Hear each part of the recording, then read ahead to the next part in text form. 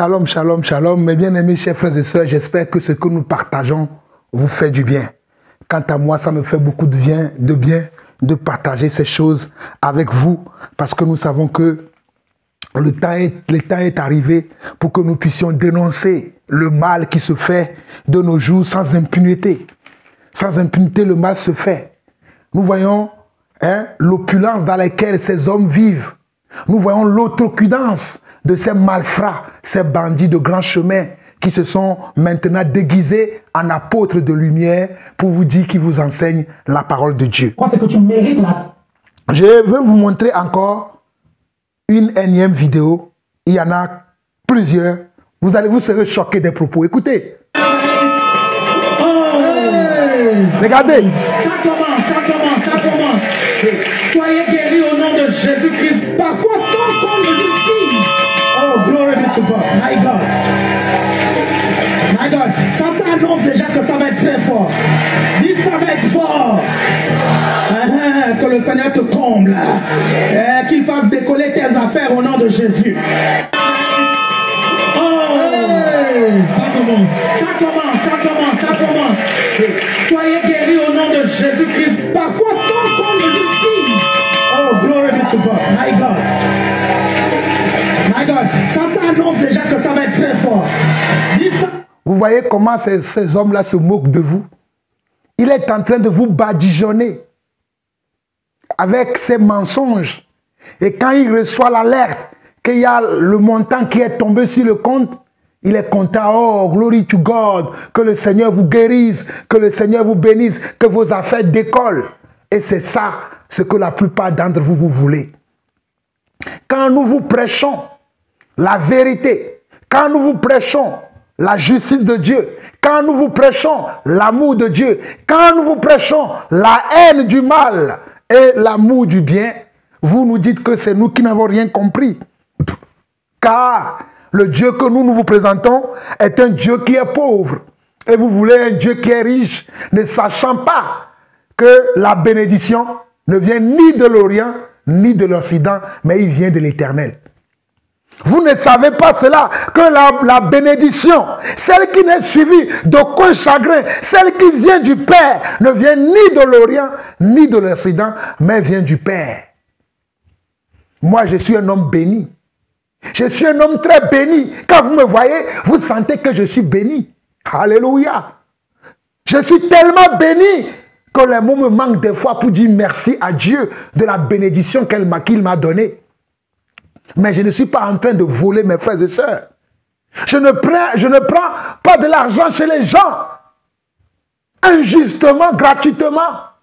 Demandez à tous mes frères et sœurs. Parle dans le monde entier. Si moi je leur demande de me donner de l'argent, demandez à mes frères et sœurs. Nous sommes les véritables serviteurs de Dieu. Quand Dieu appelle, Dieu pourvoit. Nous ne faisons jamais des appels de fonds parce que nous croyons en notre Dieu qui nous a appelés. Je ne fais jamais, au grand jamais, un appel de fonds. Car celui qui m'a appelé, pour voir mes besoins, des fois il me surprend même. Je suis là comme ça. Et je vois que des bénédictions viennent de gauche à droite. C'est ça qu'on appelle un véritable enfant de Dieu. Mais quand on vous manipule, à donner de l'argent, quand on manipule avec des paroles pour vous soutirer vos biens, cela ne vient pas de Dieu. Cela vient du diable. Cela n'a jamais été dans le royaume de Dieu. Donc ne suivez pas de tels hommes. C'est terrible. C'est terrible. Réécoutez ça. Réécoutez ça. La raison pour laquelle Jésus est mort sur la croix, c'est que tu mérites la richesse. La richesse que Satan t'a volée, vous me comprenez, tu mérites que cette richesse te soit restituée. Et Jésus est mort sur la croix, se faisant pauvre pour que tu deviennes riche. Oui, tu mérites et tu dois le croire. Quelqu'un me suit ici. Tu mérites d'être millionnaire. Tu mérites d'être milliardaire. Tu mérites de vivre dans un autre appartement. Tu mérites de rouler des belles voitures. C'est pas la peine de te culpabiliser lorsque tu es dans une belle voiture. Tu mérites d'avoir cette belle chaussure. Tu mérites d'avoir cet argent. Oui, tu mérites d'avoir cette montre qui coûte 20 000 €. Tu le mérites. Parce que Jésus a acquis cela à la croix de Golgotha. Quand Jésus est mort, mes chers frères et sœurs, la raison pour laquelle Jésus est mort sur la croix, c'est que tu mérites la richesse. Mes frères et sœurs, Est-ce que Jésus est mort à la croix pour que nous puissions porter des montres qui coûtent 20 000 €? Croyez-vous à cette parole? Jésus est parti mourir à la croix pour que toi, tu puisses porter une montre qui coûte 20 000 €. Quel blasphème! Quelle hérésie! La parole de Dieu déclare que Christ est mort à la croix pour que nous puissions avoir la vie éternelle. C'est pour que nous puissions avoir la vie éternelle. C'est pour que nous puissions avoir la vie éternelle. C'est pour que nous puissions avoir la vie éternelle que Jésus est parti mourir à la croix. Jésus n'est pas mort à la croix pour que toi tu puisses porter une belle montre, pour que tu puisses rouler dans une barque. Maïtere brase ke brataya, matori baïkera brasa. Qu'est-ce que vous écoutez de nos jours? Et vous dites amen à ces propos, vous dites amen à ces messages qui vous a ensorcelé, qui vous a ensorcelé, qui vous a ensorcelé, Église.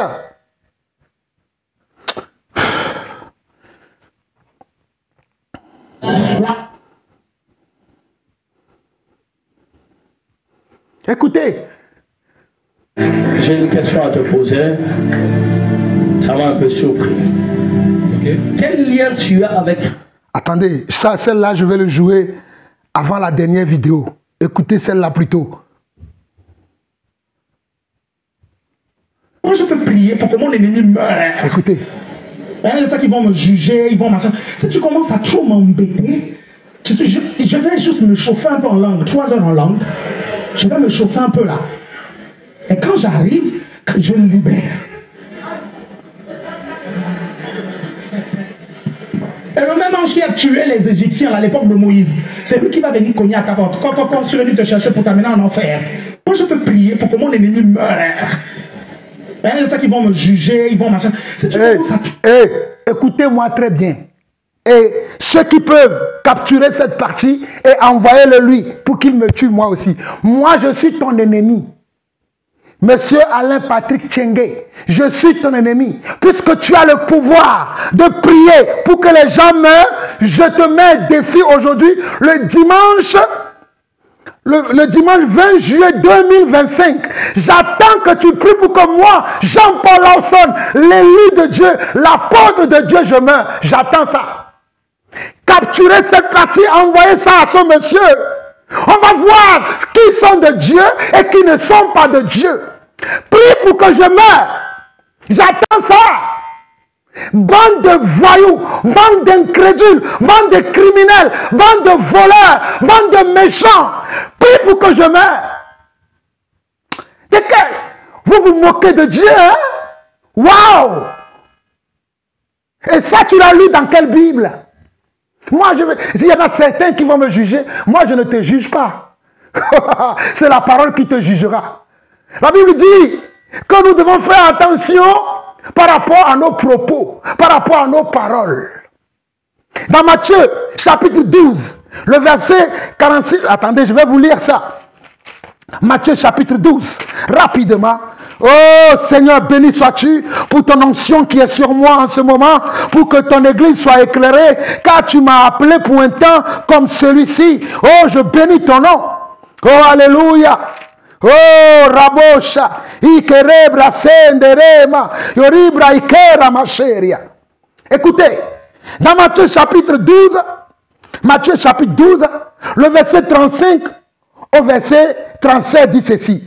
L'homme bon tire de bonnes choses de son bon trésor et l'homme méchant tire de mauvaises choses de son mauvais trésor.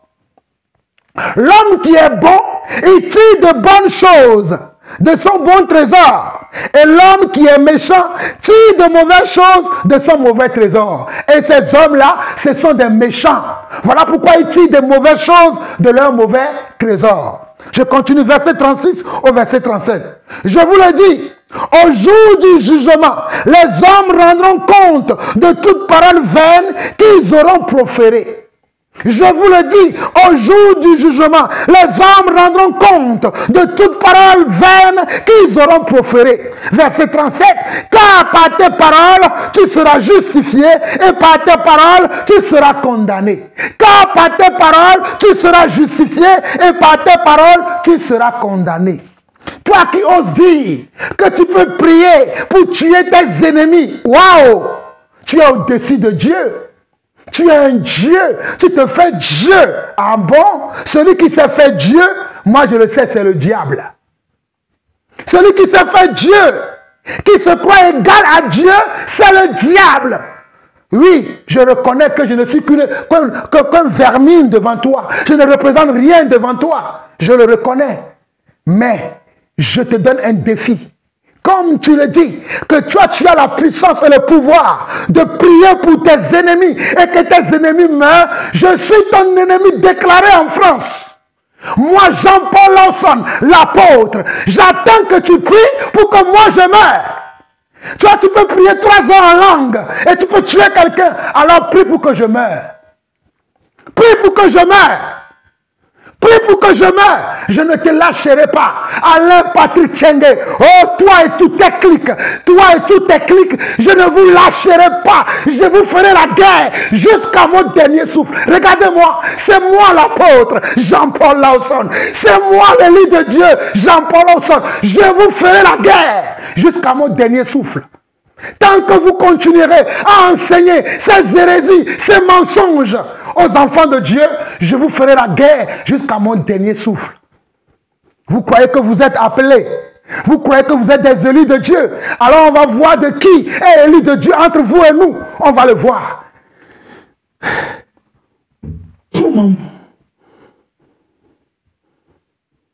Réécoutez-le.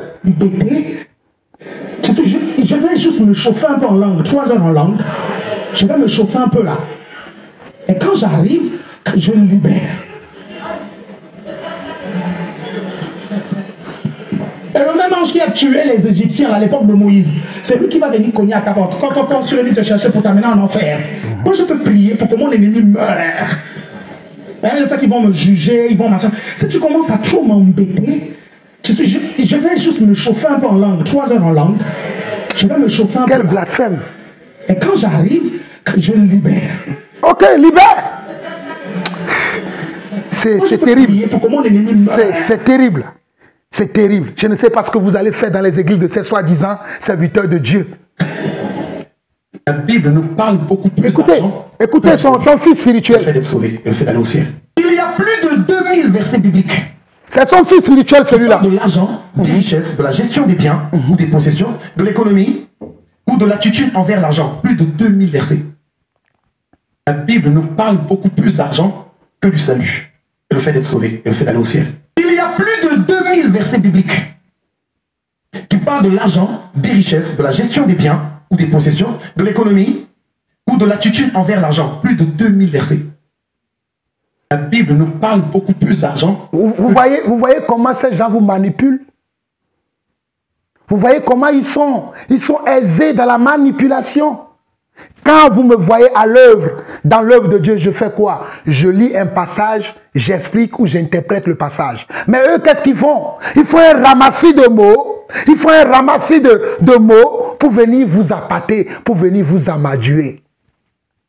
Moi, je lis un passage, j'interprète, j'explique le passage. Mais ceux-là, ceux-ci, ils sont comment? Dans l'amalgame et dans les ramassis de mots. Dans les ramassis, ils font un ramassis de mots. Ils viennent et ils font comme s'ils enseignent. Oui, il y a plus de 2000 versets dans la Bible qui parlent beaucoup plus de l'argent que du salut. Donc tu n'as rien compris, toi. C'est normal. La Bible ne parle que du salut. La Bible ne parle que du salut de Genèse en Apocalypse. Si vous ne le savez pas, la Bible ne parle que du salut de Genèse en Apocalypse. Nous n'avons pas le temps, sinon je vais vous élucider tous ces passages-là. La Bible ne parle que du salut de Genèse en Apocalypse. Le savez-vous? Et vous écoutez de tels hommes, de tels barbares, de tels méchants, qui sont venus tout droit de l'enfer. Et vous les suivez. Écoutez. Écoutez celle-là aussi. Écoutez. Salut. Jésus était là aujourd'hui, portrait du Gucci. Écoutez.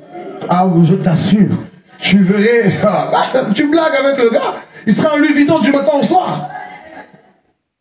C'est lui qui a dit apportez-moi un annonce sur lequel jamais personne n'est monté. Ça veut dire quoi? Une voiture neuve. Les voitures de l'époque, c'était quoi? C'était ça, non? Oui ou non? Parlez-moi. Et il dit apportez-moi une voiture dans laquelle jamais personne n'est entré. Sinon, moi, je ne peux pas monter dedans. Ah! Mais qui es-tu, monsieur? Qui es-tu? Hey! Qui es-tu? Il dit si quelqu'un est monté dedans, je ne peux plus. Ah! Jesus! Jésus était là aujourd'hui, portrait du Gucci. Ah, je t'assure. Tu verrais. Tu blagues avec le gars. Il sera en Louis Vuitton du matin au soir. C'est lui qui a dit apportez-moi un annonce sur lequel jamais personne n'est monté. Ça veut dire quoi? Une voiture neuve. Les voitures de l'époque, c'était quoi? C'était ça, non? Oui ou non? Parlez-moi. Et il dit apportez-moi une voiture dans laquelle jamais personne n'est entré. Sinon, moi, je ne peux pas monter dedans. Ah! Mais qui es-tu, monsieur? Qui es-tu? Hey! Qui es-tu? Il dit si quelqu'un... Vous voyez comment ces hommes vous manipulent? Ce monsieur était en train de dire, ce monsieur est le comment? Est le fils spirituel de Alain Patrick Tchengué. Il est en train de nous dire que si Jésus vivrait à notre époque, si Jésus serait en train de vivre à notre époque, il ferait quoi? Il s'habillerait en Louis Vuitton, il s'habillerait en Gucci, en d'autres termes, il s'habillerait que dans les habits de marque. Il s'habillerait que dans le luxe. Sauf qu'il a oublié qu'à l'époque de Jésus, il y avait aussi le luxe à son époque. Il a oublié qu'à l'époque de Jésus, là, au temps de Jésus, il y avait aussi de luxe. Mais Jésus ne s'est jamais mis des habits de luxe. Raison pour laquelle, quand il était parmi les disciples, on n'arrivait pas à le reconnaître. Il se mélangeait à tout le monde. On ne pouvait pas le distinguer parmi la foule.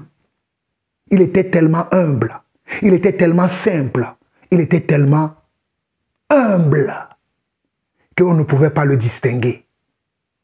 Mais cet homme, animé d'un autre esprit, animé d'un esprit, comment? De l'antéchrist, nous dit que si Jésus vivrait à notre époque, il s'habillerait en Gucci, il s'habillerait en Louis Vuitton, il s'habillerait dans le luxe. Et il va mal interpréter la prophétie d'Ésaïe qui avait été accomplie quand Jésus avait dit apportez l'ânesse sur lequel Jésus est monté pour rentrer à Jérusalem. Hein? Lui qui était le roi des Juifs, il a dit, il disait, selon ses propos, que cette ânesse-là ou cet ânon, à l'époque, que c'était le moyen de locomotion de l'époque. Donc, que Jésus avait dit qu'un ânon sur lequel personne n'a jamais monté, qu'on lui amène pour qu'il puisse s'asseoir dessus. Donc, si Jésus serait là aujourd'hui, il achèterait une voiture neuve dans laquelle personne n'est monté. Il voulait nous faire croire aussi également que si Jésus serait là de notre époque, Jésus s'asseoirait dans une voiture dans laquelle personne n'est monté. En prenant la prophétie d'Ésaïe qui avait été accomplie au sujet de Jésus, vous voyez que ces gens-là ne maîtrisent rien. Ils ne connaissent pas la parole. Ils ne savent pas quoi situer chaque parole à son temps, chaque chose à son temps. Ce que Jésus avait accompli, ils ne le comprenaient même pas. Je n'ai pas le temps de vous expliquer même ces parties-là. Parce que je ne veux pas. Il y a tellement beaucoup de choses à dire dans les âneries de ces personnes. Cette parole que Jésus avait prononcée ce jour-là, c'était l'accomplissement de la prophétie qui avait été faite à son encontre. Et ce n'est pas Jésus qui avait fait cette prophétie-là. C'était un prophète qui l'avait dit avant. Il fallait que cela s'accomplisse pour que les gens sachent que ce que les prophètes disent, c'est la vérité. Voilà pourquoi ce que Jésus avait dit ce jour-là était conforme à ce qui avait été prophétisé à son sujet. Et toi, tu ne comprends pas. Tu viens dire que non. Écoutez, ce n'est pas moi qui dis n'importe quoi. Je ne dis pas n'importe quoi. Écoutez, écoutez-le. Non, je ne peux plus. Écoutez-les. Jésus était là aujourd'hui, portrait du Gucci. Ah, je t'assure. Tu verrais. Tu blagues avec le gars. Il sera en Louis Vuitton du matin au soir. C'est lui qui a dit, apportez-moi un anneau sur lequel jamais personne n'est monté. Ça veut dire quoi? Une voiture neuve. Les voitures de l'époque, c'était quoi? C'était ça, non? Oui ou non? Parlez-moi. Et il dit, apportez-moi une voiture dans laquelle jamais personne n'est entré. Sinon, moi, je ne peux pas monter dedans. Ah! Mais qui es-tu, monsieur? Qui es-tu? Vous voyez? Hey! Vous voyez? Il dit, si quelqu'un est monté dedans. Vous voyez? Vous voyez comment ces gens tordent les sens des Écritures? Vous voyez comment ces gens tordent les sens des Écritures? Plus. Ah, Jesus! Écoutez. Si Jésus était là aujourd'hui pour... Écoutez encore, écoutez une dernière fois. Je t'assure. C'est pas possible. Tu blagues avec le gars. Il sera en Louis Vuitton du matin au soir. C'est lui qui a dit, apportez-moi un anneau sur lequel jamais personne n'est monté. Ça veut dire quoi? Une voiture neuve. Les voitures de l'époque, c'était quoi? Écoutez. C'était ça, non? Oui ou non? Parlez-moi. Et il dit, apportez-moi une voiture dans laquelle jamais personne n'est entré. Sinon, moi, je ne peux pas monter dedans. Ah! Mais qui es-tu, monsieur? Qui es-tu? Hey! Qui es-tu? Il dit, si quelqu'un est monté dedans, je ne peux plus. Ah! Jesus! Si Jésus était là, vous voyez, il se moque même. Il se moque même. Il se dit, si quelqu'un a monté dessus, je ne peux plus. Ah, Jesus! Regardez comment ces hommes se moquent de Dieu. Mais je sais une seule chose. On ne se moque pas de Dieu. Ce qu'un homme aura semé, il le moissonnera aussi. On ne se moque pas de Dieu. Ce qu'un homme aura semé, il la moissonnera. Et il le moissonnera aussi. Si tu t'es moqué de Dieu, Dieu se moquera de toi. Il serait préférable pour vous de vous repentir très tôt. Ce sera mieux pour vous. Et il serait préférable que vous vous repentez le plus tôt possible. S'il est encore possible, bien évidemment. Parce que certains d'entre vous, vous avez déjà tapé le point de non-retour. Vous ne pouvez pas revenir en arrière parce que vous êtes allé trop loin pour revenir en arrière. Certains d'entre vous, vous ne pouvez pas. On a tellement fait déjà plusieurs appels. On vous a tellement rappelé plusieurs fois à la repentance. Mais vous vous êtes toujours moqué de nous. Pour vous, c'est vous qui connaissez. C'est vous qui méritez le royaume des cieux beaucoup plus que nous. Et vous ne nous avez jamais écoutés. Et ce n'est pas aujourd'hui que vous allez changer d'avis. Mais nous disons que s'il est encore possible, puisque nous avons l'amour de Dieu, s'il est encore possible de vous ramener dans le droit chemin, revenez dans le droit chemin. Mais malheureusement, beaucoup d'entre vous, vous ne reviendrez jamais parce que vous avez déjà atteint le point de non-retour. Vous avez déjà atteint le paroxysme du blasphème contre le Seigneur. Et il n'y a que comment? L'esprit de l'égarement qui vous conduit. Il y a l'esprit d'égarement qui vous conduit maintenant pour que vous puissiez aller au très fond même, au plus profond de ces soi-disant, ces révélations que vous avez, ces connaissances que vous avez, afin que le monde voit que vous n'avez jamais été des nôtres. Mais bien aimés, chers frères et sœurs, je vais vous montrer encore quelques-uns de ces personnes-là que vous devez voir. Hein, ce sont des menteurs. Ils sont très... Écoutez. J'ai une question à te poser. Écoutez. Ça m'a un peu surpris.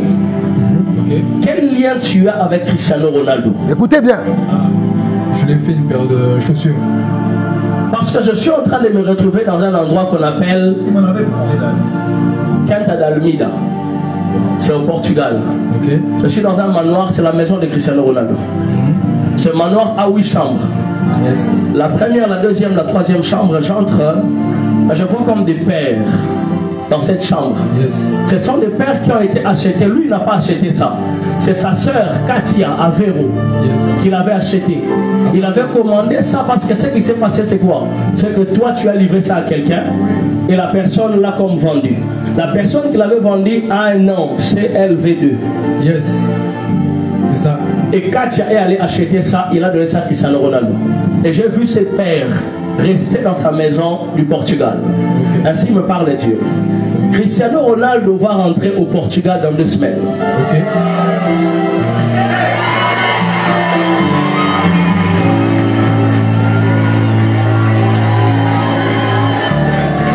Je prie que Dieu ouvre les livres de souvenirs. Que Dieu ouvre les livres de souvenirs. Là où on t'avait oublié, qu'on se souvienne à nouveau de toi. Fire. Il m'avait parlé de ça personnellement.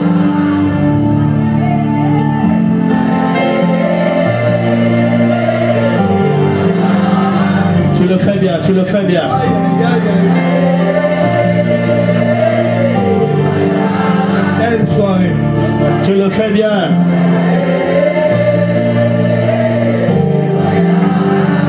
Cristiano Ronaldo rentre au Portugal dans 2 semaines. Vous savez ce qui me désole le plus?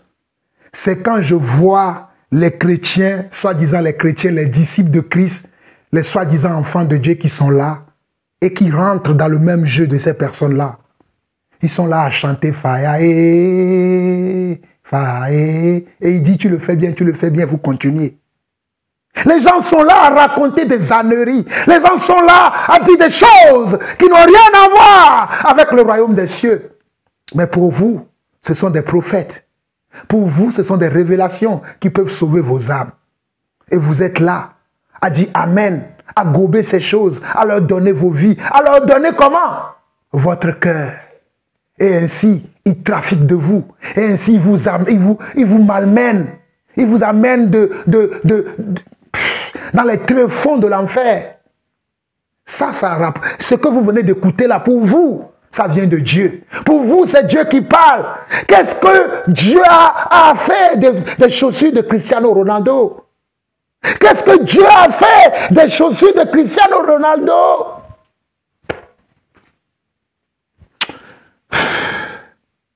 Écoutez. Et il va retourner au manoir de Quinta d'Almeida. Et il va retourner dans la chambre où il y avait cette voiture. Et j'entends appeler quelqu'un. Viens, viens, viens, viens, viens. Est-ce que tu peux me retrouver où je peux avoir cette chaussure?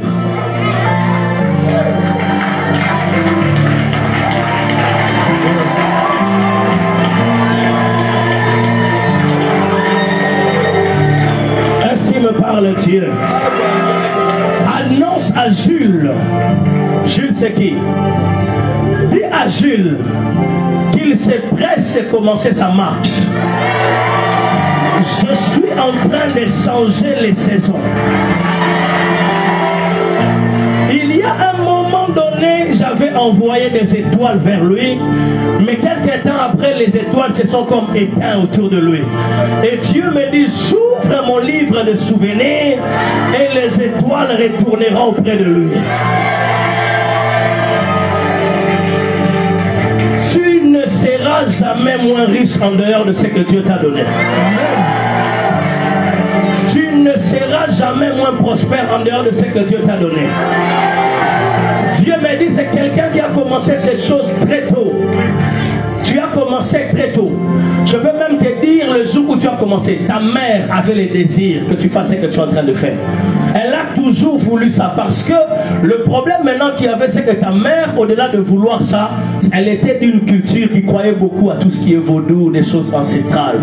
Tu vois, il avait fait comme des mauvaises choses autour de ça, et c'est ça qui a comme créé une pesanteur. Mais à cause du fait que tu as compris que ta mère ne peut pas t'amener au sommet, et tu es venu te greffer à une couverture des rois, ainsi me parle Dieu. Les livres des souvenirs s'ouvrent à nouveau. De la même manière que tu n'avais pas compris, tu étais très jeune parce que c'est ta mère qui te raconte ça. Tu avais 2 ans et 47 jours. Tu as commencé déjà à dessiner, mais bizarrement, tu étais différent. Je parle bien de 2 ans et 47 jours. C'est le jour où tu as fait ton premier dessin. Yes. C'est quoi? C'est quoi? Il dessine sur des chaussures, sur beaucoup de choses. C'est quelqu'un qui dessine dans des baskets. Il dessine. J'ai une paire de baskets là. Il a dessiné dessus. Oh mon Dieu. On va te chercher dans des salons.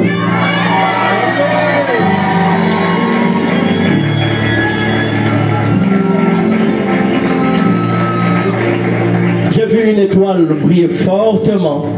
Et c'est écrit 45. Vous aurez 45 ans quand? Dans 4 ans. Dans 4 ans, vous aurez 45 ans. Dans 4 ans, vous aussi, on vous appellera légende. Que Dieu vous bénisse.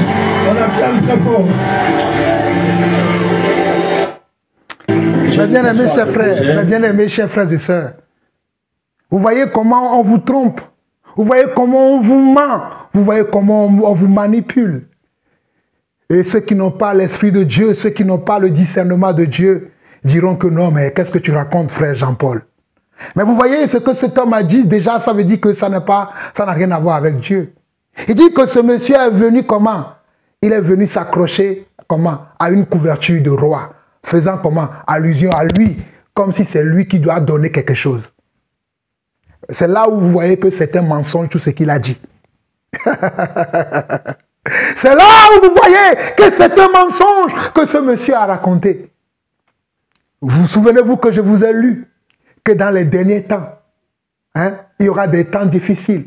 Les hommes seront comment? Fanfarons, hautains, blasphémateurs, ingrats, irréligieux. Voilà, voici leur visage. C'est comme ça que vous reconnaîtrez que ce sont des faux. Quand même la prophétie, là, c'est Dieu qui donne la prophétie. C'est Dieu qui permet qu'on puisse voir le passé, le présent et l'avenir. Parfois, Dieu le permet dans certaines circonstances pour encourager, pour prévenir, pour aider certaines personnes. Mais regardez tout ce qu'il a raconté. Il a parlé de Cristiano Ronaldo parce que Cristiano Ronaldo est une star dans le monde. C'est pour vous appâter. Ces gens sont très malins dans leur manière de communiquer. C'est pour vous appâter, c'est pour vous attirer. C'est pour vous faire croire que ce que je dis là, c'est important. D'ailleurs, beaucoup de gens ont regardé cette vidéo parce que le nom de Cristiano Ronaldo est dit dedans.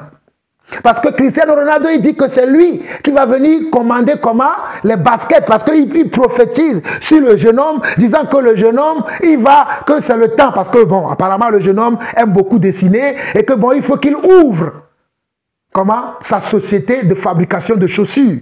Et que dans 4 ans, on attendra parler de lui.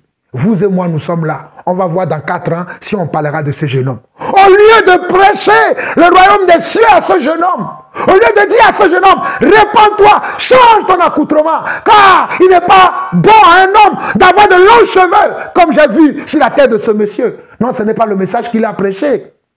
Ce n'est pas du tout ce qu'il a dit. Il a plutôt encouragé dans le bassesse. Et il lui a encore donné de la vie à aimer encore davantage ce monde. Il lui a donné encore l'envie d'aimer ce monde. Mais nous détestons ce monde. Ce monde n'est pas notre destination. Ce monde n'est pas le but que nous recherchons. Ce monde n'a jamais été notre destination. Et vous êtes là à applaudir. Vous êtes là à être épaté, à être étonné. Mais vous n'avez rien entendu encore. Je vais vous présenter encore une dernière vidéo. Vous n'avez rien entendu encore. Vous n'avez rien entendu encore. Regardez-le. Regardez celui-là. C'est là où vous serez étonné. Regardez. Écoutez bien. Et j'aimerais vous choquer et choquer la francophonie. Je veux que tout le monde m'écoute et m'écoute très bien. Dans le Nouveau Testament, il n'y a aucun verset où Dieu nous demande de l'aimer. On me dira, les prophètes, on a lu Matthieu chapitre 22 ici.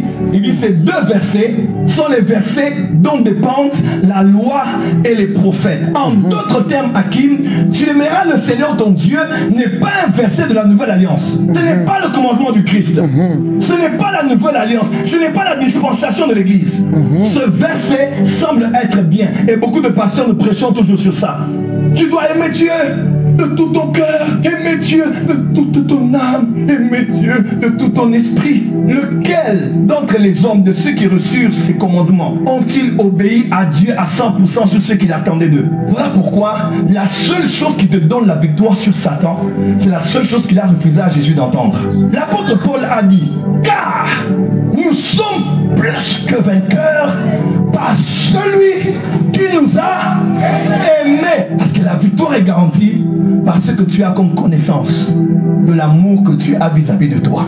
Dans le Nouveau Testament, Myriam, Dieu ne nous demande pas de l'aimer, mais Dieu nous demande de savoir que lui nous aime. Et c'est le fait de savoir, d'avoir la révélation que Dieu t'aime, qui va créer en toi l'amour nécessaire pour que toi tu puisses l'aimer.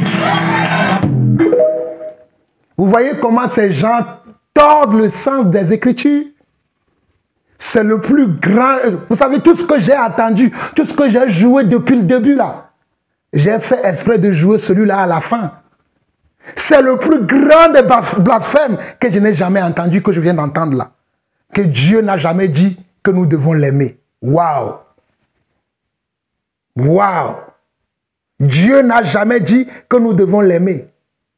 Bien évidemment, nous savons que c'est Dieu qui nous a aimés premièrement. Jean 3,16. Car Dieu a tant aimé le monde qu'il a donné son Fils unique afin que quiconque croit en lui ne périsse point, mais qu'il ait la vie éternelle. Nous le savons, nous qui sommes ses enfants, qui nous a aimés le premier. Mais de la même manière qu'il nous a aimés, nous devons nous aussi l'aimer en retour. Et il nous l'a demandé. Et c'est écrit dans le Nouveau Testament. Donc ce n'est pas Joël Francis Tatou qui me dira à moi, Jean-Paul Ausson, que je ne dois pas aimer le Seigneur comme il m'a aimé. Ce n'est pas Joël Francis Tatou qui vous dira, vous mes frères et sœurs, à travers le monde, que vous ne devez pas aimer Jésus. Ce sont des menteurs. Toutes ces personnes que je vous ai présentées dans cette vidéo-là, toutes les églises, que ce soit ICC, que ce soit ACER, que ce soit Charisma, que ce soit Paris Centre Chrétien, toutes ces églises-là qui sont ici en France, à Paris, en région parisienne, dans d'autres pays de l'Afrique, toutes ces personnes-là, ce sont des menteurs, ce sont des manipulateurs, ils ne sont pas de Dieu. Vous me direz, qu'est-ce que tu racontes? Permettez-moi de vous présenter quelques passages de Jésus pour vous dire que Jésus nous a bel et bien dit de l'aimer. Je ne sais pas quelle Bible lit ces gens, mais Jésus nous a bel et bien dit de l'aimer. Je vais commencer par Jean 14. Il y a tellement beaucoup de passages, mais laissez-moi commencer par Jean 14. Dans Jean 14,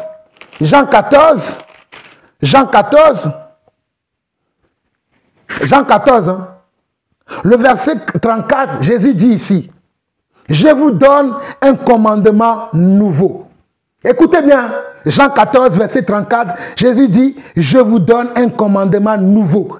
Aimez-vous les uns les autres comme je vous ai aimé. Vous aussi, aimez-vous les uns les autres. » Verset 35, « À ceci, tous connaîtront que vous êtes mes disciples si vous avez de l'amour les uns pour les autres. » Si vous avez de l'amour les uns pour les autres, je sais bien pourquoi j'ai commencé par ce verset. Certains diront, mais frère, tu n'as rien révélé. Soyez patient. Je vous parlais avec un apôtre. Je suis un apôtre. Soyez patient. L'amour est comment? Est la monnaie d'échange de notre foi, de notre salut avec Dieu. Je répète encore, l'amour est la base, est le socle, est la racine de tout ce que nous faisons dans le royaume de Dieu. Parce que Dieu lui-même, c'est ça, c'est avec ça qu'il a commencé avec nous. Voilà pourquoi il nous demande, nous aussi, la même chose.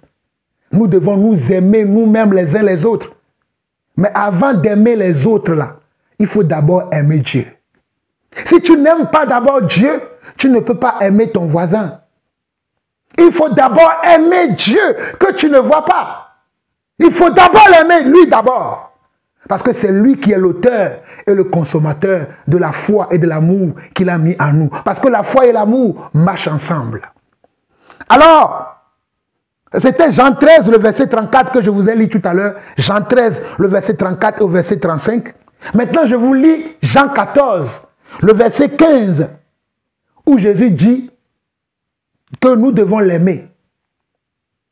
Jésus le dit clairement que nous devons l'aimer. Regardez Jean 14, verset 15, il dit, si vous m'aimez, il dit, si vous m'aimez, quand quelqu'un dit si tu m'aimes, ça veut dire que la personne attend de toi que tu l'aimes alors, que tu l'aimes, non? Si quelqu'un dit si vous m'aimez, ça veut dire que la personne attend de toi que tu l'aimes, coûte que coûte. On n'a pas à discuter sur cela. Si Jésus dit, si vous m'aimez, gardez mes commandements. Il dit, si vous m'aimez, gardez mes commandements. Jésus dit, si vous m'aimez, gardez mes commandements. Donc, en tant qu'enfant de Dieu, nous devons l'aimer.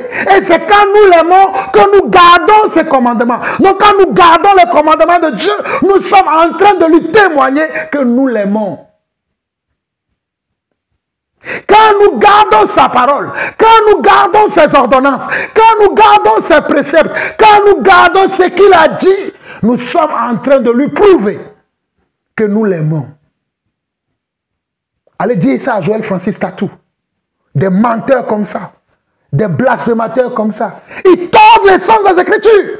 Il a tellement parlé à la fin de ce qu'il a dit. Si tu n'es pas spirituel, si tu n'as pas les yeux ouverts, tu vas dire que oui, ce qu'il a dit a de sens. Mais ce qu'il a dit n'a pas de sens. C'est les gens qui tordent les sens des Écritures. Vous ne me croyez pas encore, mais je sais là où je vous amène. Vous parlez avec un apôtre. Allons dans Jean 21. Allons dans Jean 21. Jean 21 à partir du verset 15. Jean 21 à partir du verset 15. On nous dit, après qu'il eut mangé, Jésus dit à Simon-Pierre, Simon, fils de Jonas, m'aimes-tu plus que tu ne m'aimes ceci? Jean chapitre 21, verset 15. Je n'ai pas le temps pour vous lire toute l'histoire. Parce que lorsque Jésus était comment? Était crucifié à la croix. Et que les apôtres ont pris peur. Surtout Pierre, qui avait été reconnu parmi les foules qu'il était aussi un des disciples de Jésus, a renié le maître. Il a pris peur à ce moment-là. Et il a renié le maître 3 fois.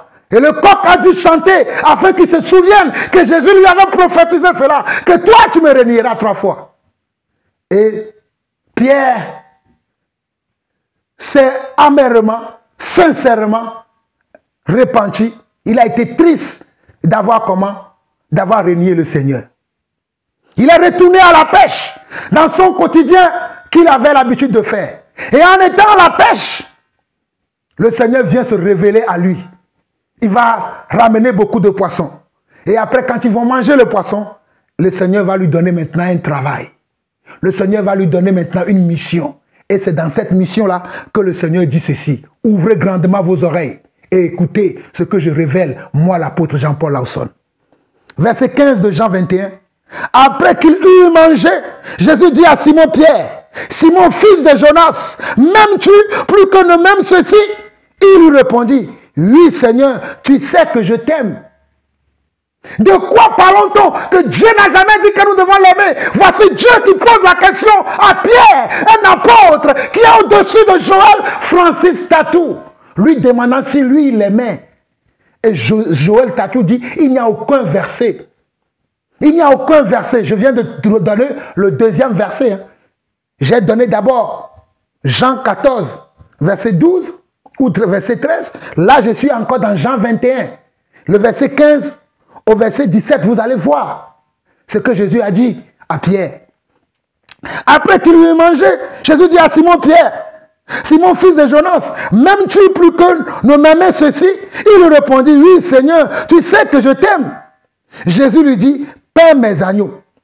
Il lui dit une deuxième fois, Pierre, il lui dit une deuxième fois, Simon Pierre, fils de Jonas, m'aimes-tu? Pierre lui répondit, oui Seigneur, tu sais que je t'aime. Jésus lui dit, paie mes brebis. Il lui prit pour la 3e fois, Simon, fils de Jonas, m'aimes-tu? Jésus a posé la question 3 fois de suite. Jésus a posé la question 3 fois de suite à Pierre. Pourquoi Jésus lui a posé la question? Si ce n'est pas important que nous aussi, nous devons aimer Jésus, nous devons aimer Dieu à notre tour, même si c'est lui le premier qui nous a aimés et qui nous a démontré son amour.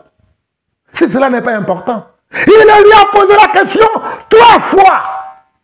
Il lui a posé la question 3 fois.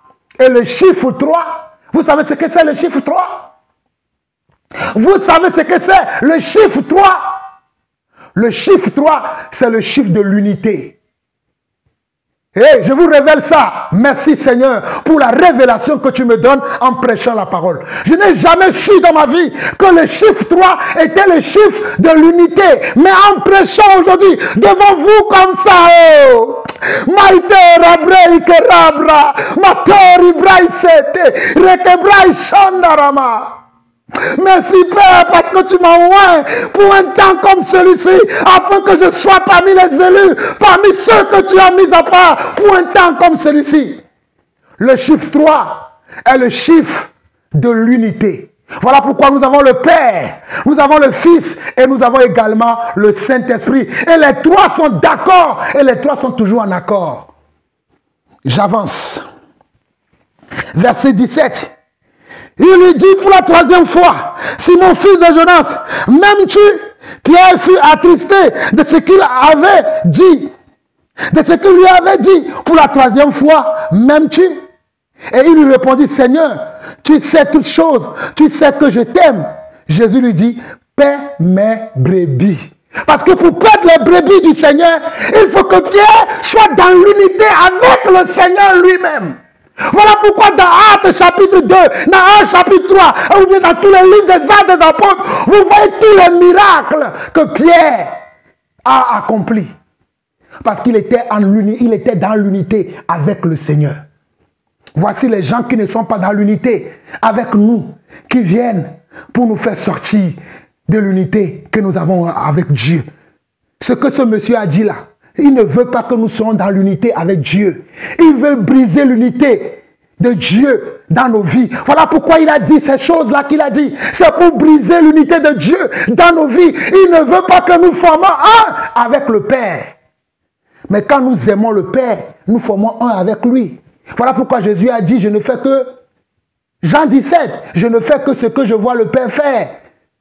Si vous voulez savoir dans tous les passages dans lesquels Dieu a parlé de son amour, de comment nous devons l'aimer, méditez le livre de Jean et méditez les épîtres de Jean.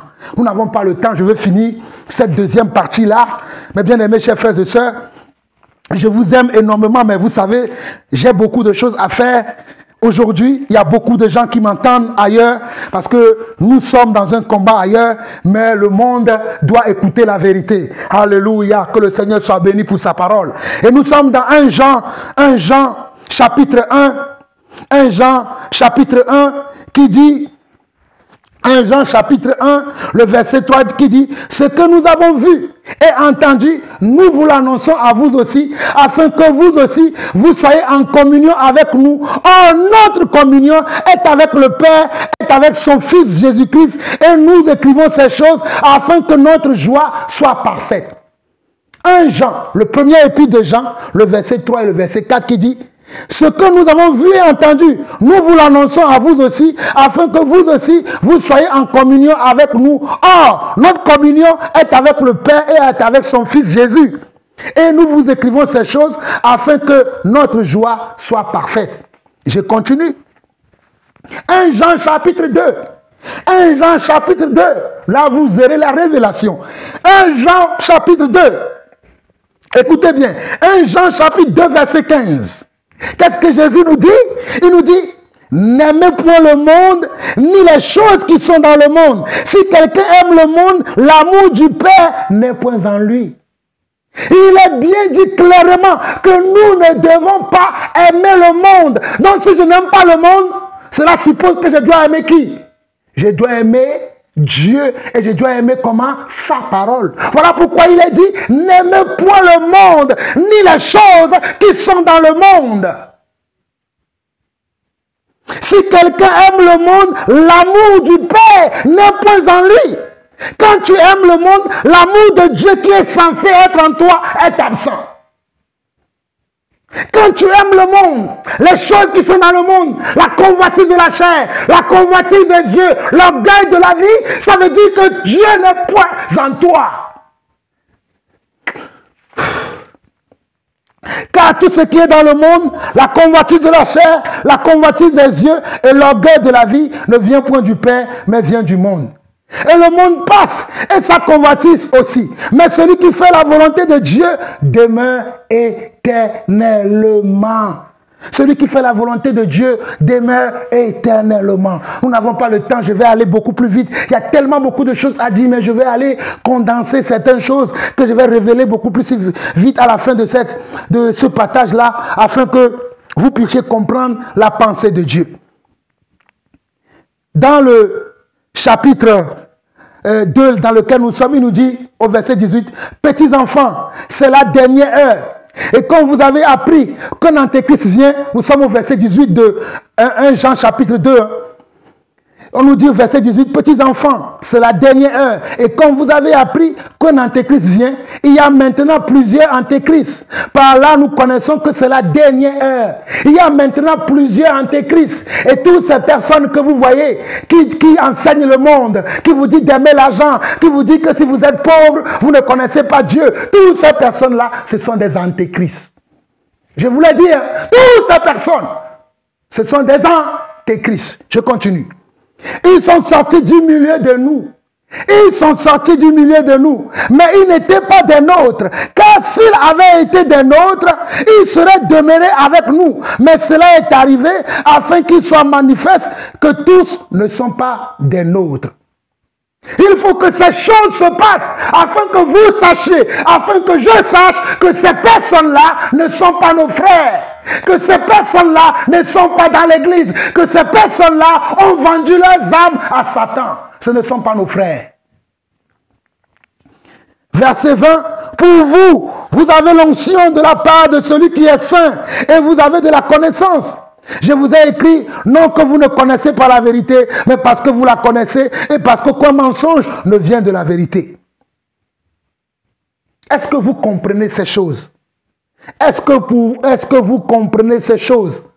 Je vais rapidement. Le verset 24 dit que ce que vous avez entendu dès le commencement demeure en vous. Si ce que vous avez entendu dans le commencement demeure en vous, vous demeurerez aussi dans le Père et dans le Fils. Si ce que vous avez entendu dès le commencement, par les évangiles frelatés, par les évangiles dilués, par les évangiles tronqués, par les fausses révélations, par les fausses prophéties, par tout ce que nous attendons de nos jours, mais ce que nous avons entendu dès le commencement, si ces choses-là demeurent en nous, le Père aussi demeure en nous, le Fils aussi demeure en nous, et le Saint-Esprit aussi demeure en nous. Chapitre 3 de 1 Jean. Chapitre 3 de 1 Jean dit... Chapitre 3 de 1 Jean dit, voyez quel amour nous a témoigné pour que nous soyons appelés enfants de Dieu. Et nous le sommes. Si le monde ne nous connaît pas, c'est ce qu'il ne l'a pas connu. Nous sommes dans 1 Jean 3, le verset 1. Bien-aimés, nous sommes maintenant enfants de Dieu. Et ce que nous serons n'a pas encore été manifesté. Mais nous savons que lorsqu'il paraîtra, nous serons semblables à lui parce que nous le verrons tel qu'il est. Quiconque a cette espérance en lui se purifie comme lui-même est pur. Verset 4. Puisque quiconque pratique le péché transgresse la loi. Et le péché est la transgression de la loi. Or, vous le savez, Jésus est apparu pour ôter les péchés. Il n'y a point en lui de péché. Quiconque demeure en lui ne pratique pas le péché. Quiconque pratique le péché ne l'a pas vu et ne l'a pas connu. Vous avez entendu? Quiconque pratique le péché ne l'a pas vu et ne l'a pas connu. Mais regardez 3 Jean le verset 7. Écoutez bien, 3 Jean le verset 7. Petits enfants, que personne ne vous séduise. Celui qui pratique la justice est juste comme lui-même est juste. Celui qui pratique le péché est du diable, car le diable pêche dès le commencement. Le Fils de l'homme, où le Fils de Dieu apparut afin de détruire les œuvres du diable. Quiconque est né de Dieu ne pratique pas le péché, parce que la sémence de Dieu demeure en lui et il ne peut pécher parce qu'il est né de Dieu. Verset 10, c'est par là que se font reconnaître les enfants de Dieu et les enfants du diable. Quiconque ne pratique pas la justice n'est pas de Dieu, ni celui qui n'aime pas son frère. Quiconque ne pratique pas la justice n'est pas de Dieu, ni celui qui n'aime pas son frère. Alors ces gens-là, ce ne sont pas nos frères. Ces gens-là, ce sont des faux. Je continue le chapitre 4 de 1 Jean, nous n'avons pas le temps, vous allez méditer vous-même toutes ces choses, vous comprendrez. Bien-aimés, n'ajoutez pas foi à tout esprit, mais éprouvez les esprits. Bien-aimés, écoutez bien cette partie. Bien-aimés, n'ajoutez pas foi à tout esprit, mais éprouvez les esprits pour savoir s'ils sont de Dieu. Car plusieurs faux prophètes sont venus dans le monde. Car plusieurs faux prophètes sont venus dans le monde. Reconnaissez à ceci l'Esprit de Dieu. Tout esprit qui se déclare publiquement pour Jésus-Christ, venu en chair, est de Dieu. Se déclarer publiquement pour Dieu ou pour Jésus, c'est de dire les mêmes choses que Jésus a dit. C'est de ne pas transformer, c'est de ne pas donner une autre interprétation à ce que Jésus a dit. C'est ça, se déclarer publiquement. Et vous voyez ces hommes-là, ils se déclarent publiquement en comment? En changeant la parole de Jésus. Donc ce sont eux qui sont les antéchrists. Celui qui a des oreilles, qu'il entende. Verset 3. Et tout esprit qui ne se déclare pas publiquement pour Jésus n'est pas de Dieu. C'est celui de l'Antéchrist, dont vous avez appris la venue et qui maintenant est déjà dans le monde. Vous, petits enfants, vous êtes de Dieu et vous les avez vaincus. Vous, petits enfants, vous êtes de Dieu et vous les avez vaincus, parce que celui qui est en vous est plus grand que celui qui est dans le monde. Vous qui êtes de Dieu, vous les avez vaincus. Voilà pourquoi je peux dire à Alain Patrick Tchengue qui prie pour que je meure, parce que je sais que je l'ai vaincu.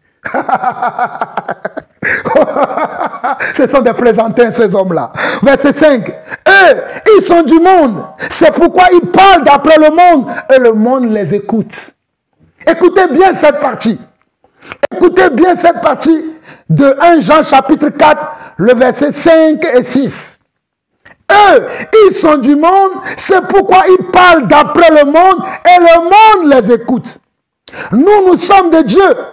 Celui qui connaît Dieu nous écoute. Celui qui n'est pas de Dieu ne nous écoute pas. C'est par là que nous reconnaissons l'esprit de la vérité et l'esprit de l'erreur.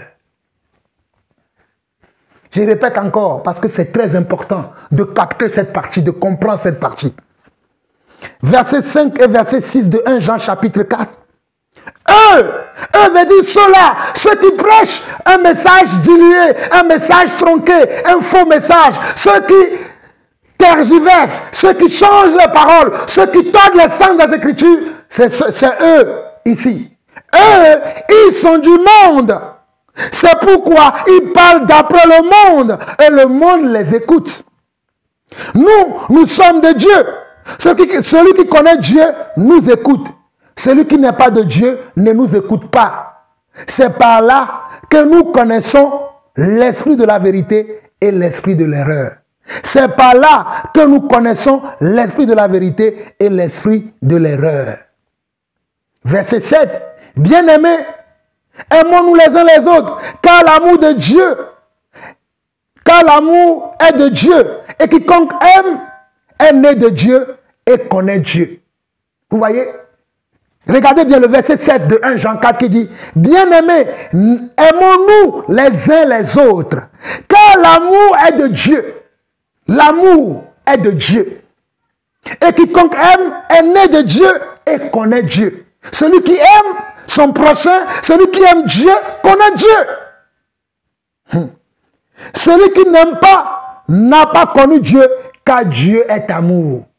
Celui qui n'aime pas n'a pas connu Dieu, car Dieu est amour. L'amour de Dieu est manifesté envers nous en ce que Dieu a envoyé son Fils unique dans le monde afin que nous vivons par lui. Et cet amour consiste non point à ce que nous avons aimé Dieu, mais à ce qu'il nous a aimés et a envoyé son Fils comme victime expiatoire pour nos péchés. Est-ce que vous comprenez? Je continue, verset 11. Bien-aimés, si Dieu nous a ainsi aimés, nous devons aussi nous aimer les uns les autres. Si Dieu nous a ainsi aimés, nous aussi, nous devons nous aimer les uns les autres comme il nous a aimés. En commençant d'abord par lui-même. Et il continue. Personne n'a jamais vu Dieu. Si nous nous aimons les uns les autres, Dieu demeure en nous et son amour est parfait en nous. C'est en ceci que Dieu nous demande de l'aimer. Nous connaissons que nous demeurons en lui et qu'il demeure en nous parce qu'il nous a donné de son esprit. Parce qu'il nous a donné de son esprit et de son amour. Et nous avons vu et nous attestons que le Père a envoyé le Fils comme sauveur du monde. Celui qui déclare publiquement que Jésus est le Fils de Dieu, Dieu demeure en lui et lui en Dieu. Et nous avons connu l'amour que Dieu a pour nous. Et nous y avons cru. Dieu est amour. Et celui qui demeure dans l'amour demeure en Dieu. Et Dieu demeure en lui. Tel il est, tel nous sommes aussi. Comment vous ne pouvez pas comprendre ça? 1 Jean 4, verset 17 qui dit: tel il est, tel nous sommes aussi. Dans ce monde.